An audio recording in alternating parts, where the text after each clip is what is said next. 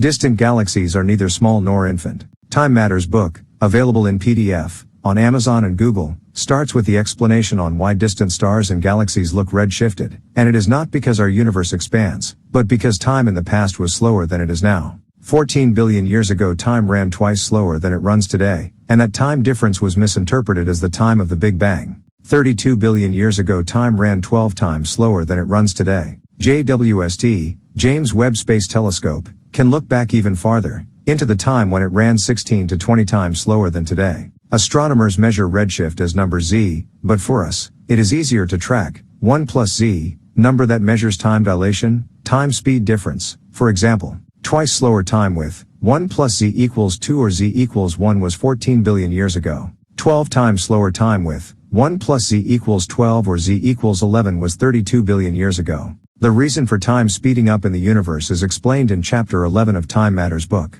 Time dilation in the past causes another effect on observation besides redshift, refraction by Snell's law.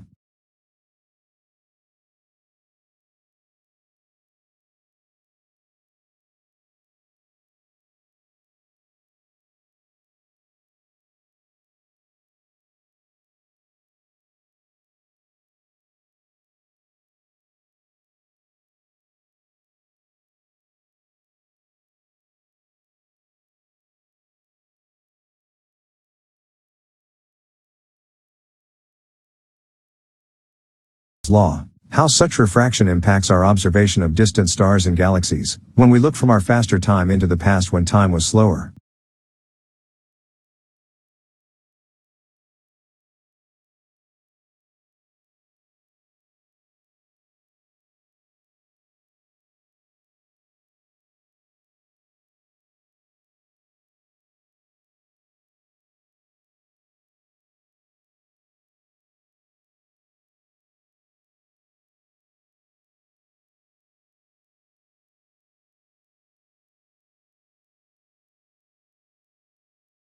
Slower. Because line of sight is perpendicular to the time zones, both angles R and B used in Snell's law are zero, and so is sine 0 equals 0, and there is no refraction when observing a dot object like a distant star. Light crossing time zones perpendicularly does not change its direction. But distant galaxies are wider than dots, and angle of observation varies from 0 to tiny numbers. Thus, Snell's law starts playing by factoring a non-zero values by 1 plus z, which varies from 1 to 12, or even to 20, on the path from the remote galaxies.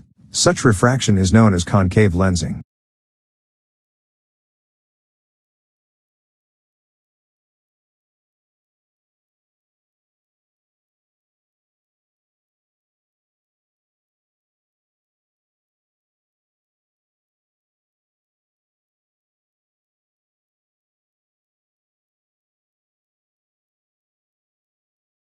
Lensing.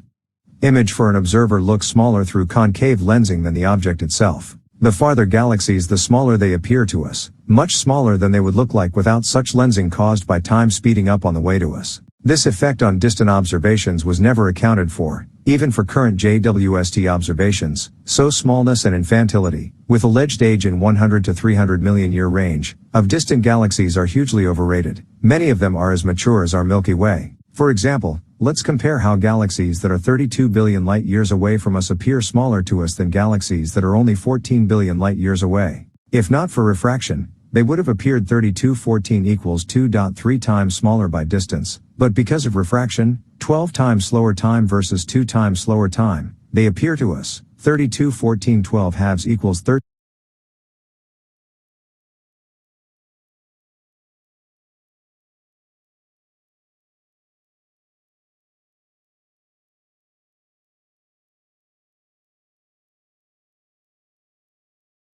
Equals 13.7 times smaller. Check 4-minute story simple quantum explanation of gravity without mass or math. Distant galaxies are simple quantum explanation of gravity without mass or math. Let's start with a simple experiment. Pour some water into a wide plate and put a bottle cork/cap into the water so that the cork/cap floats like a toy boat on the plate lake. With your finger start flapping water next to the cork/cap. The cork/cap will start floating away from your finger. Follow the cork/cap with your finger and continue flapping. the cork/cap will continue drifting away. We'll return to this experiment in a minute. Now some theory. Space vacuum is not empty, it is full with quantum fluctuations. And even inside matter, in spaces between atoms, and in spaces between particles inside atoms, these fluctuations go on. Quantum fluctuations.gif. From Wikipedia.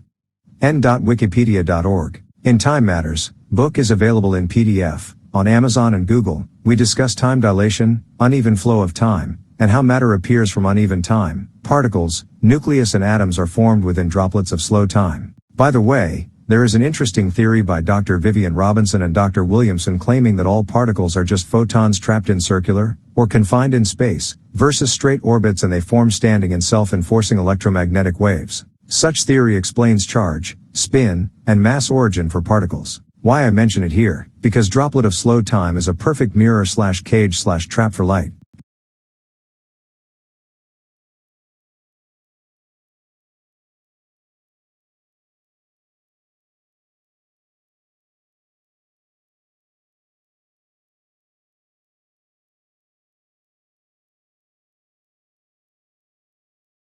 And time in such bubbles, for example in very energetic cosmic rays particles, can be billions or trillion times slower than the time we experience today. Quantum fluctuations go on everywhere. For an external observer, in areas of faster time there will be more fluctuations than in areas of slower time. Now, what happens to a particle, or to an atom in an area with uneven time, where time runs faster on one side of the area versus slower time on another side? Think about this particle as the cork/cap in the above experiment, and think about spacetime as water on the plate. On the faster time side near the cork/cap/particle there will be more water/quantum disturbances than on the slower time side. Let's focus on fluctuations/disturbances at the fastest time side. The cork/cap/particle will drift away from faster fluctuations/time in the slowest time direction. Now, it does not appear that slower time pulls the particle. It appears that the particle is pushed away by fluctuations on the faster time side. Particle is pushed by difference in time speed, and gravity is just a gradient in time dilation.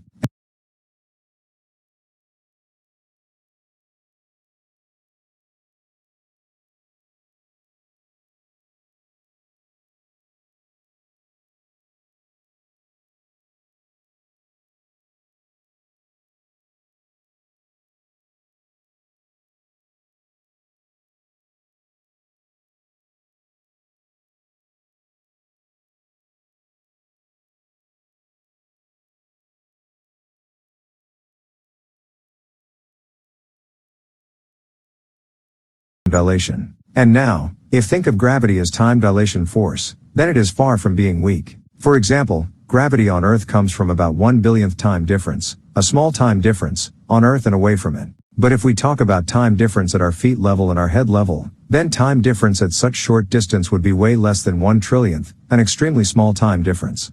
And that small difference in time flow weighs a lot to us. And in the universe, and even more so inside particles, time differences compared to our time can be whole and very big numbers. Thus, this force will be huge. Apparently, this force is universal, is present in universe, in atoms, in particles, because fluctuations are everywhere outside and inside. Scientists say that gravity is weak, because Earth weighs 6 times 10 squared superscript 1 tons, but we still can live on it and not smashed by its gravity. But now we understand that it actually comes from less than trillionth rate in time difference, an extremely small time difference, and we still feel it is quite strong. To be more precise, this time dilation gradient applies to each atom of our body, time difference at the top and at the bottom of an atom, which is an infinitesimal distance and time difference. Total of all tiny differences is called integral, ... dx, in calculus, which was invented by Newton when he was solving the gravity problem, around mass, see below.